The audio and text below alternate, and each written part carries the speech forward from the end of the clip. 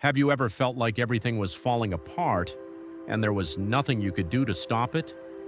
Work piling up, people letting you down, plans collapsing overnight. Most people in those moments surrender to the chaos, but there's a group that doesn't.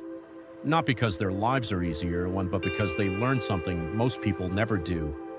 Serenity doesn't come from controlling the world, it comes from controlling yourself. That's Stoicism, a philosophy born over 2,000 years ago that remains perhaps the most practical mental resilience system ever created.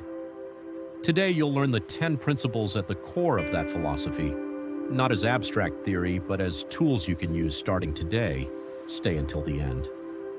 The 10th principle is the one that will surprise you most. Principle 1, have a clear purpose. Epictetus said, difficulties show a person's character, but before difficulties reveal your character, you need to know who you want to be. Without purpose, you're a ship without a rudder. You go wherever the wind blows. With purpose, you have an internal compass. Problems don't disappear, but they stop paralyzing you. The practical question, where do you want your energy to go? What kind of person do you want to be 10 years from now? Write it down. One sentence, simple and honest. That's your North Star. And when the storm comes, and it will, that's what you'll look at. Principle 2, guard your mind like you guard your home. You wouldn't let garbage pile up in your living room, so why let it pile up in your mind? Stoicism teaches that our emotions are the children of our thoughts. Change the thought, change the emotion. This doesn't mean ignoring what you feel. It means observing without letting every negative thought become a wildfire. Simple practice. Every morning, before opening your phone, spend 5 minutes in silence. Just observe what's in your head. No judgment.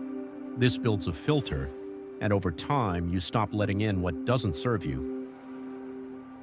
Principle 3, criticism doesn't define you.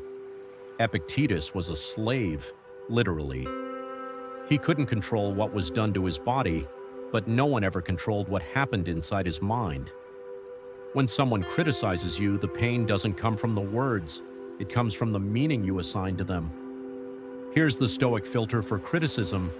Is there truth in it? Use it. Is there none? Discard it and move on. That's simple, but it requires practice. Criticism only has the power you hand over to it. Principle 4, turn offense into fuel. Every time someone offends you, you have a choice. Become a victim or become stronger. Stoicism doesn't ask you to smile at people who hurt you. It asks you to understand the reaction is yours, the power is yours. A powerful technique. When you feel anger or hurt, ask, what can I learn here? Not because the other person deserves your generosity, but because you deserve not to carry that weight. Principle 5, face fear with analysis, not avoidance. Fear lives in the imagination.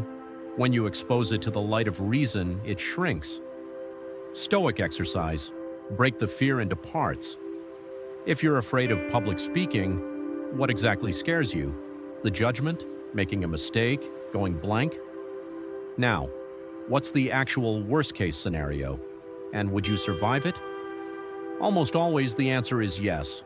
On shame, it keeps you chained to the past. Stoicism teaches that a mistake doesn't define who you are. It defines what you learned. Forgive yourself, not as weakness, but as momentum. Principle 6, anticipate obstacles. Before they hit, the Stoics practice something called premeditatio malorum, the premeditation of evils. This is not pessimism, it's preparation.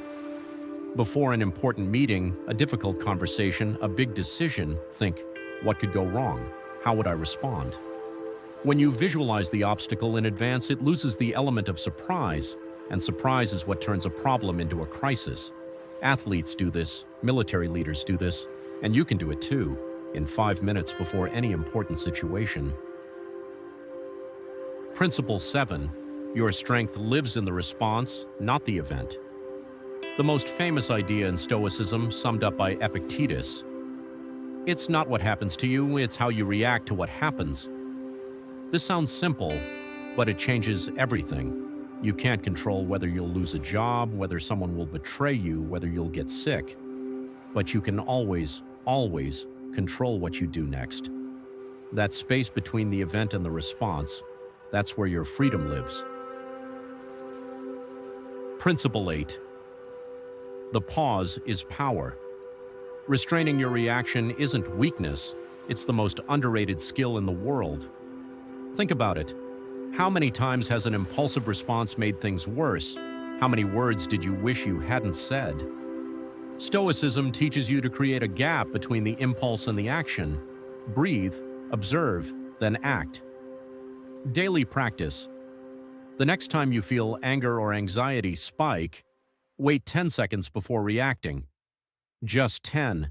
You'll be surprised how much shifts. Principle 9. Accept what you can't change. Change what you can. There's an invisible line dividing the world into two parts: what is in your control and what isn't. Traffic, weather, other people's opinions, the past, outside your control. Your thoughts, your choices, your effort, inside your control. Spending energy trying to control what you can't is like screaming at the rain to stop. It exhausts you, and it doesn't work.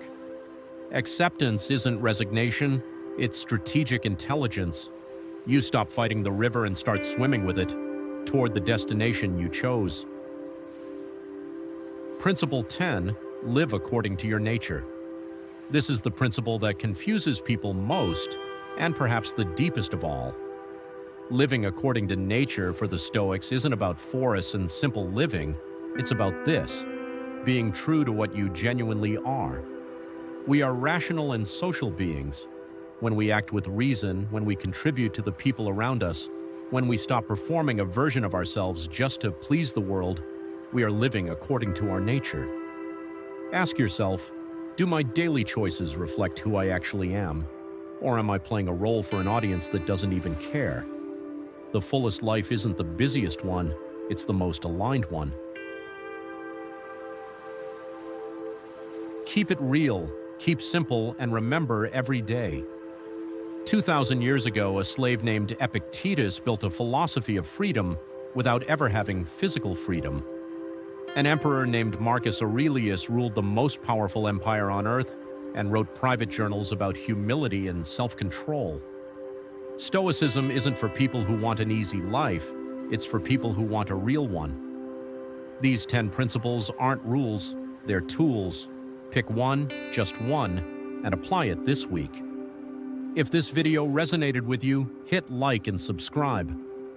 Next week, we go deeper into how to apply Stoicism in your relationships and at work. Until then, keep your focus on what you can control and achieve your happiness.